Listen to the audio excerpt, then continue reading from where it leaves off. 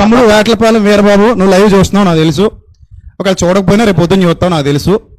నువ్వు ఎప్పుడు వస్తావు వచ్చేనన్నా, ఐఎమ్ రెడీ. సూపర్ అని ఎవరు వద్దు, మళ్ళీ ఈ పెంట అంతా వద్దు మనకి. నీ కెమెరామెన్ ఉంటాడు, నా కెమెరామెన్ ఉంటాడు. నీ ఛానల్లో లైవ్ ఇచ్చుకో, నా ఛానల్లో లైవ్ ఇస్తా. అధ్యక్షుడు కూడా వద్దు. ఇదనే ఓపెన్ ఛాలెంజ్ అంతే. 2 అంశాలు ఎంచుకో, అంటే ఒకే రోజు ఇన్ని అంశాలు అవ్వవు కదా. సరే, ఇప్పుడు నా పాయింట్ ఏంటంటే, ఇప్పుడు మనం ఎవరిని ద్వేషించట్లేదు. ఫస్ట్ ఆఫ్ ఆల్ ఓపెన్ గా మాట్లాడుతున్నాం. ఓపెన్ గా ఇప్పుడు చెప్పేసాను నేను మా వీరబాబుకి. నేను జేమ్స్ అని అనలేను. ఎందుకనలేనంటే అది ఒరిజినల్ పేరు కాదు కాబట్టి. అది నువ్వు పెట్టుకున్నావు నీ ఆధార్ కార్డులో, నీ ఫోన్, నీ దాంట్లో. నీ ఉద్యోగం కూడా నీకు నీ పేరు మీద వచ్చింది.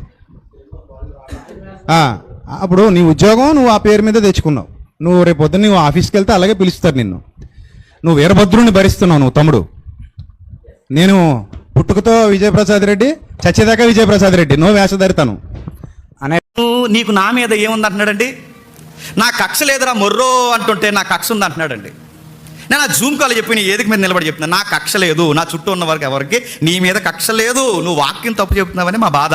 నిజంగానే మా కక్ష ఉంటే మేము లీగల్గా గెలిచినప్పుడే నీ మీద చెప్పండి పరువు నష్ట దావా వేయాలి. నీ మీద, నీ పోస్టులు ఇట్టిన వాళ్ళ మీద వేసామా, దేవుడికి అప్పగించి వదిలేసాం.